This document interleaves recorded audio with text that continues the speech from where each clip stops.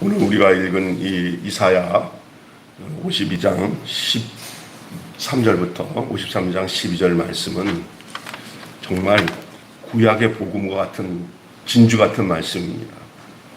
여러분 사도행전에 보면은 이디오피아 구스, 그죠? 구스의 네시가 여왕의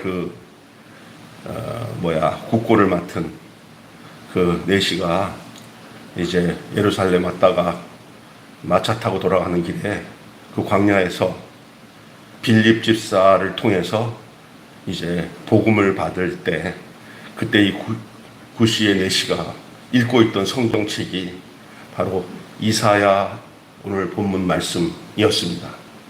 이거를 읽으면서 도대체 여기서 나오는 이 질고를 당하고 고난을 당하는 이 종이 누군지를 그는 잘 알 수가 없었는데, 그래서 내게 좀 가르쳐 달라고 이 빌립을 만나서 빌립이 자세하게 이 말씀을 풀어주시면서 이게 바로 얼마 전에 십자가에서 죽고 부활하신 예수 그리스도인 것을 증거하고, 이 구시가 이걸 통해서 그 예수님을 영접하고 빌립을 통해 세례를 받는 놀라운 역사를 우리는 사도행전에서 보게 됩니다. 오늘 우리가 그 본문의 말씀을 대하고 있습니다. 오늘 이 본문 말씀을 통해서 고난받는 종의 노래라는 제목으로 저와 여러분이 함께 은혜를 나누겠습니다. 외모의 능력을 중시하는 세상이잖아요, 지금이. 이런 세상에서 이 고난받는 종의 노래는 우리에게 낯설기만 합니다. 요즘에 사람들에게 고난이라는 얘기나 핍박이나 고통이나 질시나 이런 여러 가지 고통과 관련된 환난이나 이런 말을 들으면 굉장히 싫어해요. 그런 현실이 닥쳐와도 왜 이럴 때 희망적인 말을 하지, 왜 고난의 얘기를 하냐고 하면서 상당히 싫어하고 그 말에 대해서 그대로 수용하기가 참 어려운 삶을 살아갑니다. 교회마저 이 고난을 하나님의 종에게 속한 일로만 치부하고, 그래서 잘못하면 이렇게 증거합니다. 그가 가난하게 되신 것은 우리를 부욕해 하기 위해서니까 예수님만 십자가에서 죽고 우리는 그와 상관이 없어. 이런 도식화된 이런 걸 가르쳐요. 그래서 우리는 흥청망청 누리고 살아야 되는 것은 그 예수님이 우리를 위해서 그렇게 죽으셨기 때문에 우리는 그렇게 살아도 된다는 거. 이게 어디서 이런 시기망측한 논리를 가지고 성도들을 헷갈리게 만듭니까? 그러면 그렇게 흥청망청하게, 다시 말해서 이 땅에서 풍요롭게 그렇게 살았더니 잘 살았습니까? 더 죄악 앞에, 더 풍요로움 앞에서 더 거룩하지 못하고 더 탐욕적으로 끝이 없는 욕심을 가지고 살아가는 인간의 모습을 우리는 발견하지 않습니다. 고난을 피할 수 없습니다. 그래서 성경에는 고난이 너의 죄를 그치게 했다 그랬습니다. 고난이 너의 자신을 알게 했다 그랬습니다.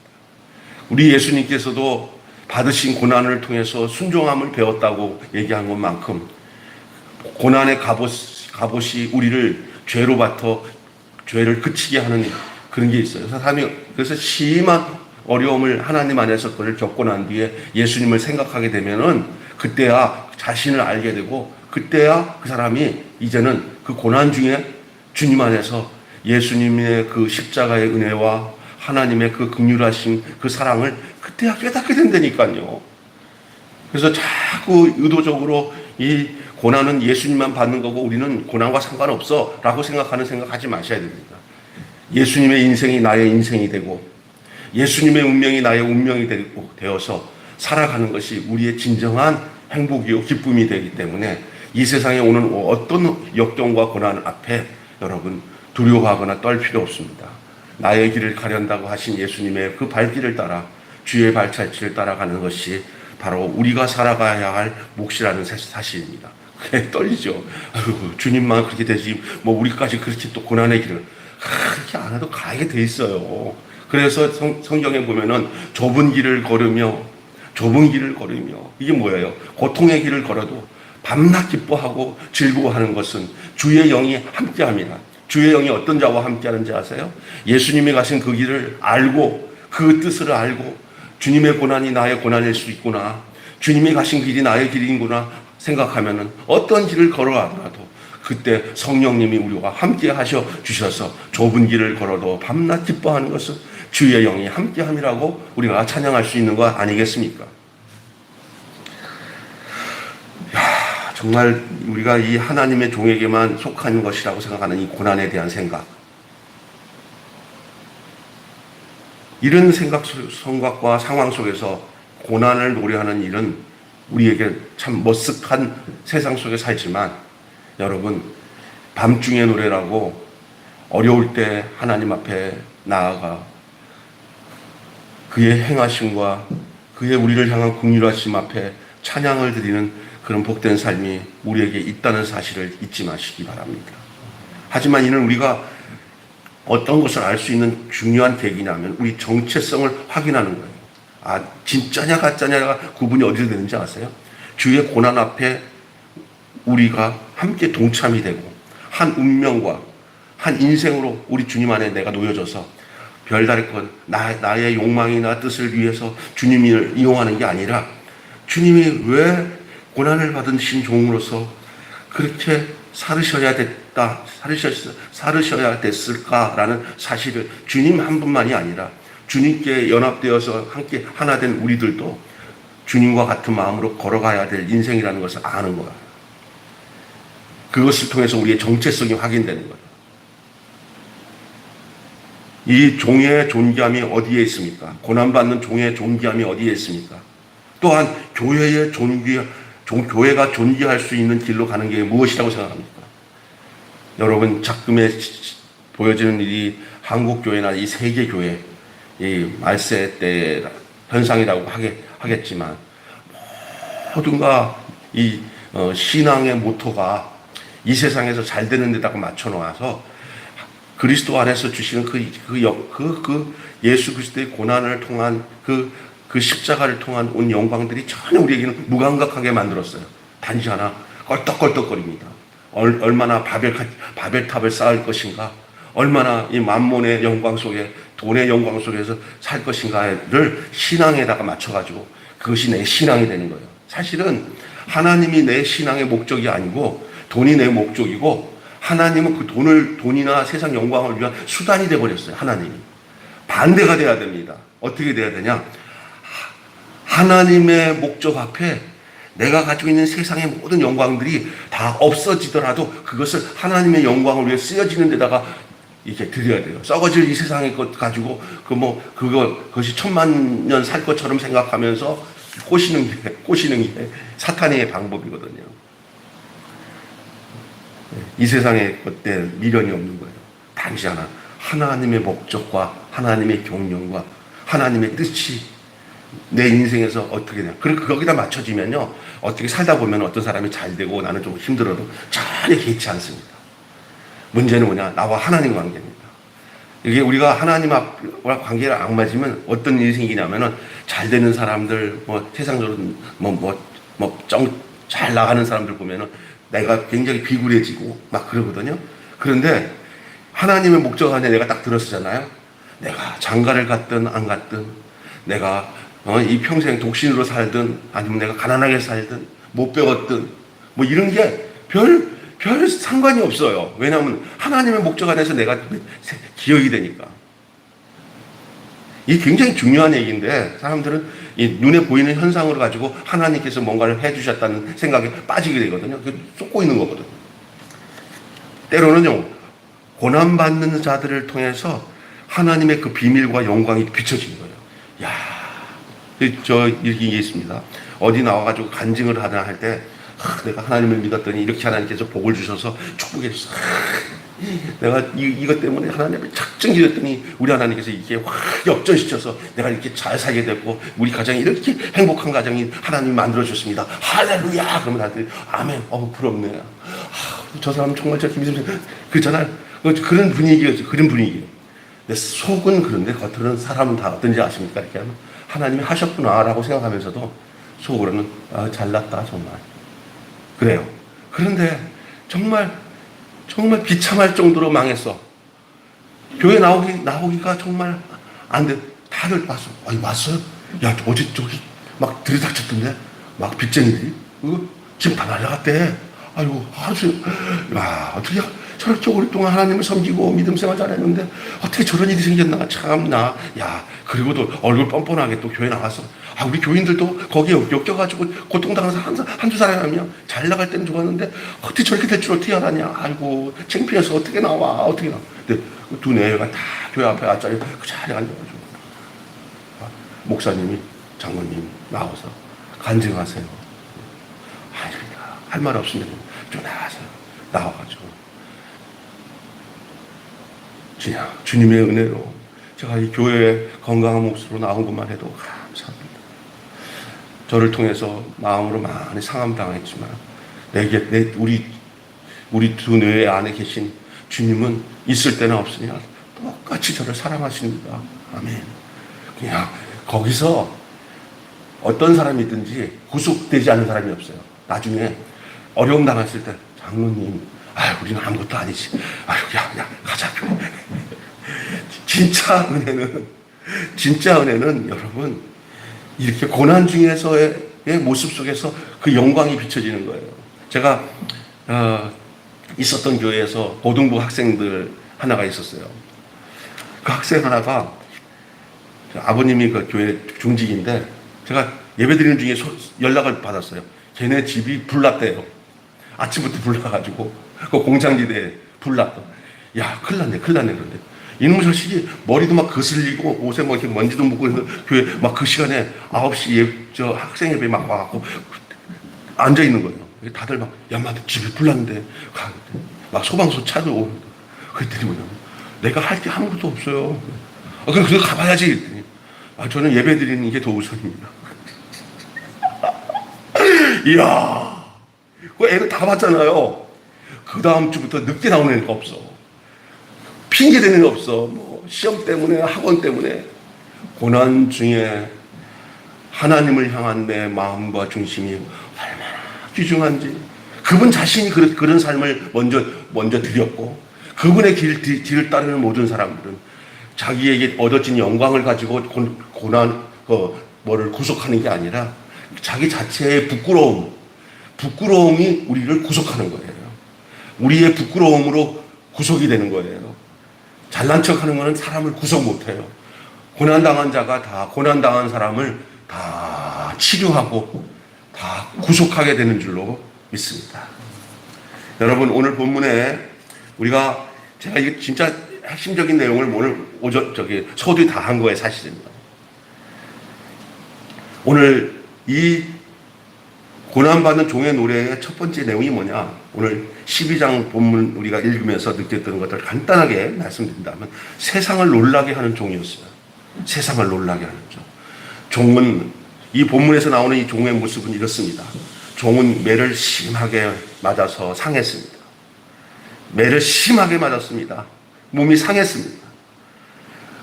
외모가 마른 땅의 줄기같이 초라하고 보잘것도 없습니다. 어디 흠모할 게 하나도 없고 다 혀를 내도 아이고 그래도 살겠다고 그 정도로 비참합니다. 그게 그 종의 모습입니다. 이사야가 왜 이 사실을 증거하고 있는지를 여러분 기억하셔야 돼요. 이 종은 바로 누굽니까? 심지어 사람들은 그를 알아보지 못하다가 그가 하나님의 종이라는 말을 듣고는 하고 놀랍니다. 하나님의 종이 어떻게 저렇게 비참할 수가 있어? 하나님의 종이라는 것 알아보지 못했다가 하나님의 종이라는 것을 들으니까 더 놀래요. 그게 오늘 본문에 나오는 내용이에요. 그를 통해 전해지는 소식에 또 한 번 놀라야 됩니다. 하나님의 종이라는 사실에 그렇게 비참한 그 모습을 갖고 있는 모습이 하나님의 종이래. 근데 하나님의 종이라고 하는 그 사람이 전하는 말에 또 놀래요. 여러분, 교회의 능력은 외모의 화려함이나 아름답게 치장되고 웅장함에 교회의 능력이 있는 게 아니라 주를 위해 고난을 받는 데에 그 능력이 있는 줄로 믿습니다. 우리는 무엇으로 놀라게 합니까? 우리는 이 세상을 향해서 무엇으로 놀라게 하려고 합니까? 야, 잘 지어졌다. 와, 사람 많다. 야, 힘 있네. 이 세상에서 야, 교회가 제일 힘 있어. 이러면 벌써 끝난 거예요. 그런데 고난의 현장이나 하나님의 뜻을 이루는 현장에서 사람들 볼 때는 와, 저렇게 그 비참한 속에 꼿꼿이 그 뜻을 이루고 있는 고난받는 그 모습이, 그게 교회 모습이에요. 나는 교회가 깨끗해지는 방법은 뭐냐면 세상으로 향해서 비참한 모습으로 고난받는 모습 안에서 꿋꿋이 주님이 그 모습으로 가르치셨던 것처럼 이 교회의 모습도 그래야 교회가 정결해지고 그걸 통해서 하나님의 능력이 나타나는 거예요. 교회가 고난받는 것 안 받으려고 막 대책하면서 싸우면서 우리 교회를 뭐 하면서 그 고난받는 게 아니에요. 교회의 목적이 뭐냐? 힘을 키워서 세상에 있는 모든 권력과 그 세력들을 이 교회가 장악을 해가지고 기독교 국가 만드는 것이 교회의 목적이다. 끝난 거예요. 어찌 우리 예수님이 그런 목적을 가졌어요? 반대로 갔지, 반대로. 도리어 짓밟히고 나중에 십자가에서 죽는 자리까지 갔죠. 교회는 죽는 자리로 가야 구속을 합니다. 교회는 핍박을 받는 데서 교회는 살아남는 거예요. 고난받는 거예요. 이게 오늘 세상을 놀라게 하는 역설적인 진리. 죽어야 사는 것이고요. 비참해져야 하나님의 뜻이 드러나며 구속의 역사가 일어나는 거예요. 야, 이걸 알아들으면 진짜 중요한 거예요. 우리 교회가 어느 진리 안에 머물러 살아갈 것인가. 이거 정말 중요한 얘기예요. 본문 성경 그대로 얘기하고 있잖아요. 여기 보면 세상을 위해 고난받는 종, 바로 누굽니까? 종은 멸시를 받아 버려지고 슬픔과 병에 시달립니다. 전혀 우리가 생각하는 상황과는 달라요. 반대예요, 반대. 세상을 향해서 비참한 거예요. 원래 예수 믿는 사람, 이 세상에서 영광 받을 목적 갖고 예수 믿으면 안 돼요. 이러니까 이 세상의 것을 목적을 둔 사람들은 다 교회를 떠나게 되죠. 상관없어요. 십자가의 영광으로 들어가야 진짜 그 사람이 되고요. 진짜 주님이 함께 하는 거예요. 그렇다고 하나님 우리 안 죽입니다. 당신의 영광 가운데를 이끄시죠. 그가 죄가 많아서 책망을 받는다고 또는 저주를 받아 십자가에 달린다고 했습니다. 그 고난이 백성의 죄를 대신 진 것을 몰랐던 거예요. 그 고난이 백성의 죄를 대신 진 것임을 저들은 몰랐다는 거예요. 여기 오늘 본문에 보면 그의 찔림은 우리의 허물 때문이에요. 그가 상함을 당한 것, 질고를 당한 것은 다 우리 때문이에요. 우리를 낫게 하기 위해서 채찍에 맞았어요. 바뀐 거예요. 우리를 살리기 위해서 당신이 다 당한 거예요. 병, 질고, 죽음까지, 생명까지 살려냈었어요. 당신의 죽음으로 우리를 완전히 당신 안에 새 생명으로 살려내셨어요. 그가 찔림은 우리의 허물 때문이죠. 왜 고난 받으셔야 했는지를 생각하고 우리가 이제는 새 생명 가운데 행하는 그런 우리 모두가 되어야 될 줄로 믿습니다. 또 하나는요, 마지막으로 주의 손에 존귀하게 될 종이었습니다. 하나님은 종의 죽음을 기뻐했어요. 이렇게 사람들 앞에서 버림받았고 놀래버리잖아요. 처음에 놀랬죠. 알고 보니까 세상을 위해서 당신에게 속한 모든 사람들을 구속하기 위해서 고난을 당하신 거였어요. 그래서 그가 우리가 당할 모든 질고를 당하시고 우리를 살려내신 그 구속의 역사, 그 고난받는 종이었어요. 그런데 그 모습을 누가 기뻐하셨냐? 세상 사람은 그 목적을 모르잖아요. 왜 이 하나님의 종이 이런 일을 당해야 되고 이런 고통을 당해야 되는지 모르고 그냥 놀라운 것밖에 없고 또 그냥 왜 저렇게 죽은지도 몰라.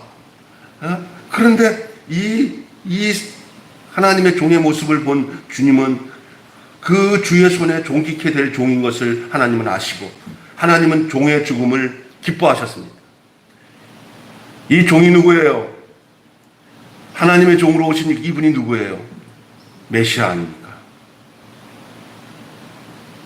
죄 문제를 해결하시는 계획을 이루셨기 때문에 그래요. 당신의 그 그 경륜을 이루실 목적을 이루시는 거예요. 우리를 아담의 그늘에서 선악과를 먹고 완전히 멸망해 줄 밖에 없는 우리들을 그 위치를 바꿔놓으실 수 있는 이걸 뭐라고 하더라? 이걸 확 바꾸는 거 있잖아요. 예, 뒤집는 거, 역전, 완전히 회복하는 거, 환원. 그것을 이루실 하나님의 목적은 그거였는데, 하나님의 경륜은 그건데, 그것을 이루시는 것은 그의 죽음이라는 것을 알고, 예수님도 내 때가 이르렀느니라, 내가 아버지의 뜻을 이루어야 된다 하고 죽으신 거예요. 우리의 모든 위치와 죄 문제, 사탄에게 걸려있는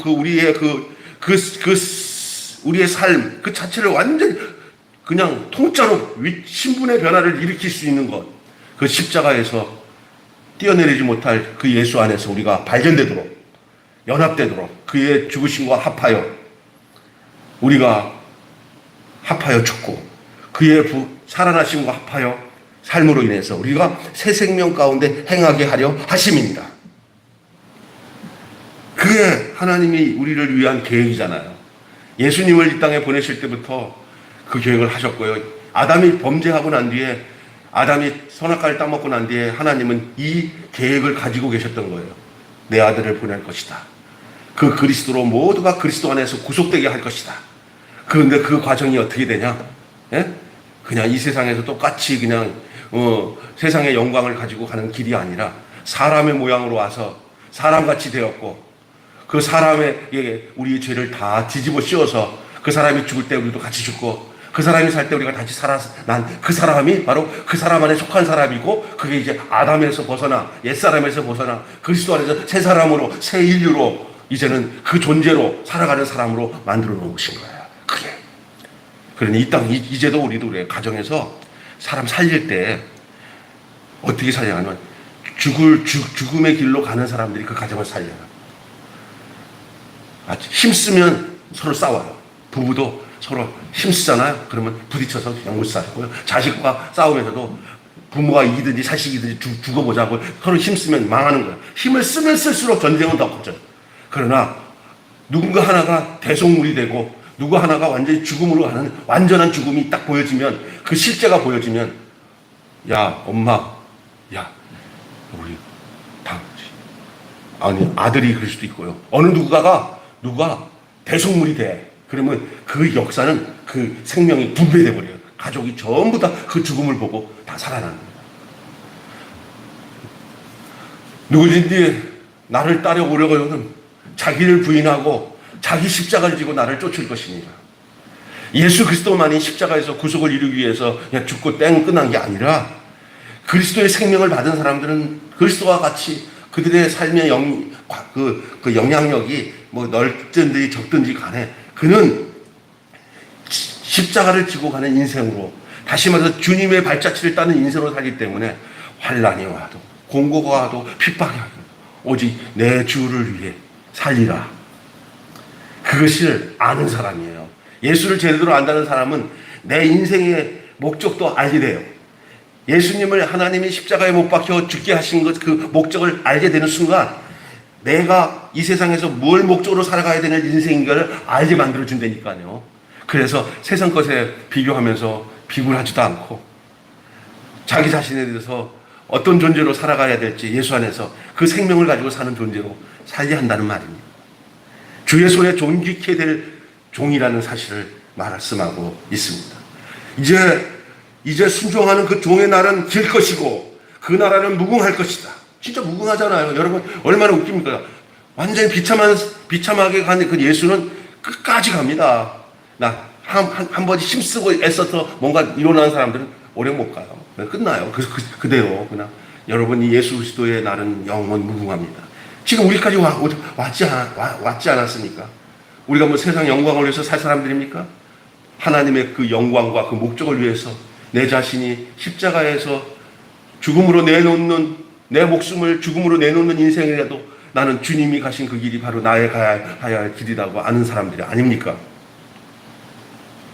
부활하여 보좌에 오르신 주님은 주님으로 명하셨죠. 이제 우리도 이제 자신처럼 이 세상의 고난에 참여하여서 주님의 기쁘신 뜻을 이루며 살라고 하시는 거예요. 이 주님 가신 그 길은 주님만 가신 길이 아니라 이제 우리에게도 주님께서 위탁해 주신 길이에요. 우리도 그 길 걸어가야 돼요. 그거 당연하게 가야 돼요. 그런데 저 이렇게 괴로운 길을 왜 예수 믿고? 아니에요. 그게 생명을 얻는 길이고요. 그것을 구속을 이루는 길이고요. 하나님이 가장 기뻐하는 길이 바로 주님이 가신 그 길을, 주님 가신 그 길, 십자가의 길, 외롭고 무거웠던 길, 골고다의 거친 언덕길, 그 길이 예수님만 가는 길이 아니라 예수께 속한 모든 사람은 주님이 나중에 우리가 영광 가운데 주님 앞에 설 때까지 모두가 그 길로 가야 노 크라운, 노 크로스, 노 크라운이라는 거예요. 다시 말해서 십자가 없는 영광 없어요. 십자가를 안 가고 그 영광 받으려는 사람은 그 영광 못 받지만 이 십자가 안에 있는 사람들은 세상에 감당치 못할 하나님의 그 위로와 평안과 기쁨을 하나님이 주시는 거예요. 그는 그 생명이 된 사람만 알아요. 십자가에서 하나 된 사람만이 알아요. 오늘 이 예수님의 이 하나님의 종, 고난받는 종의 노래가 바로 누구를 향한 노래냐? 우리 예수님을 향한 노래죠. 그런데 더 나아가 그리스도 안에서 이제 그리스도의 영으로, 그리스도의 사람으로 주님과 하나가 된 우리가 불러야 할 노래, 또 우리를 향해서 누군가 불러줄 노래라는 사실을 알아야 됩니다. 적용점을 예수님께만 두는 게 아니라 생명의 재분배, 예수님이 죽으시고 바울 12제자뿐만 아니라 우리에게도 그 생명이 들어와서 우리가 그 생명의 존재로 살잖아요. 우리 생각 속에 우리는 아니야, 예수님과 달라, 이러면 안 됩니다. 예수님이 우리에게 그 생명을 주셨어요. 그 생명을 줬다는 거 하면 하나님의 목적대로 사는 사람이 그 생명을 받은 사람이에요. 내가 하나님의 목적을 제대로 알고 이 세상의 부귀 영화를 따라가는 게 아니라 하나님이 원하시는 그 구속의 은혜 안에서 내가 그 영구한 주님의 목적 따라 살아간다고 내가 분명히 안다면 나는 주님의 생명을 분배받은 사람이고 그 그리스도와 한 몸이 된 거예요. 주와 한 몸이 된 거예요. 교회가 뭡니까?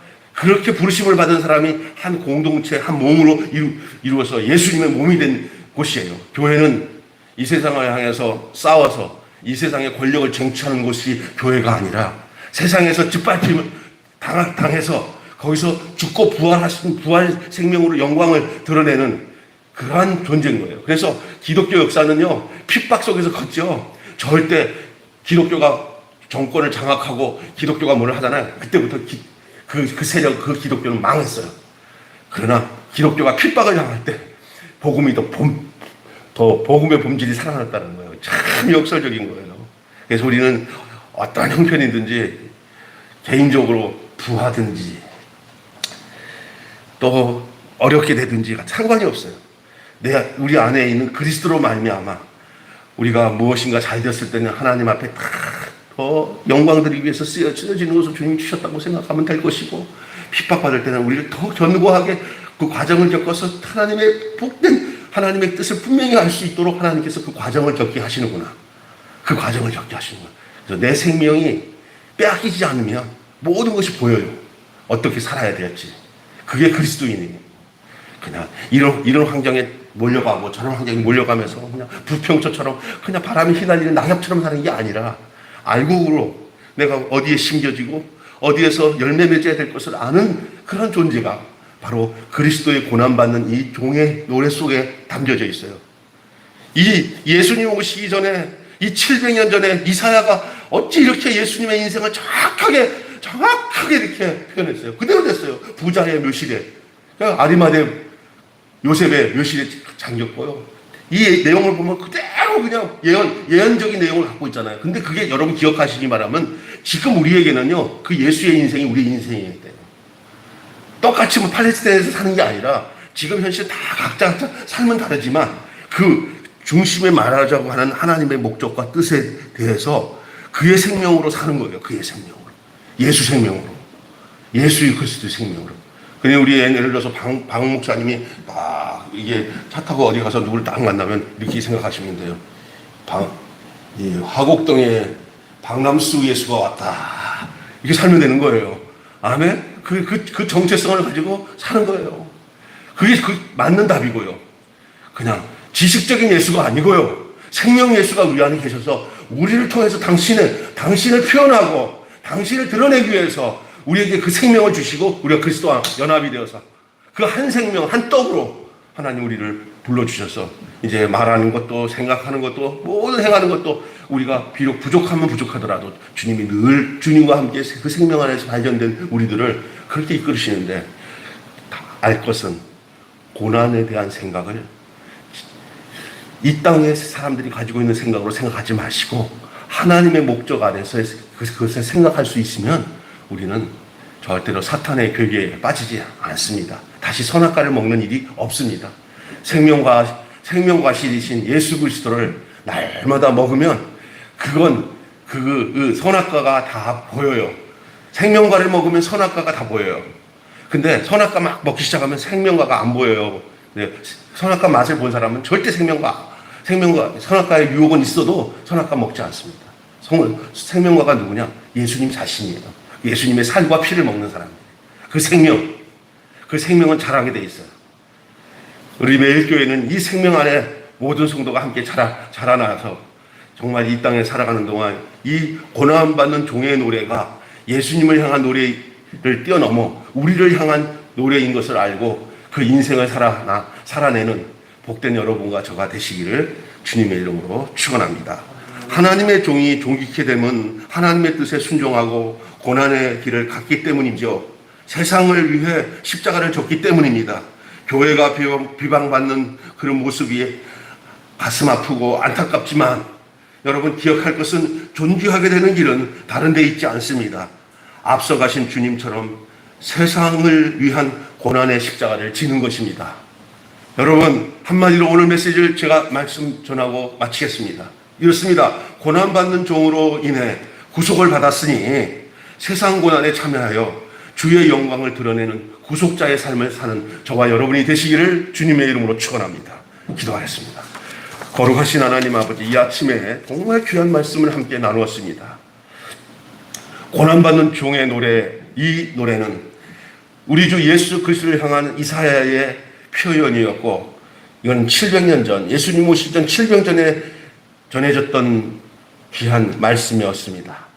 그러나 이 말씀은 이제 예수님을 통해서 우리가 구속함을 받은 예수 생명을 가지고 살아가는 우리 모두를 향한 노래인 것을 알게 하시고, 우리 또한 우리 예수님이 걸으셨던 그 십자가의 길을 잘 걸어내고 이 세상을 향해서 우리가 고난을 피해가는 게 아니라 고난을 통한 하나님의 영광을 보는 저희들 되게 하여 주시옵소서.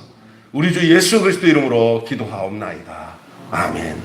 우리 이 시간에 찬양 211장 찬양 부르시겠습니다.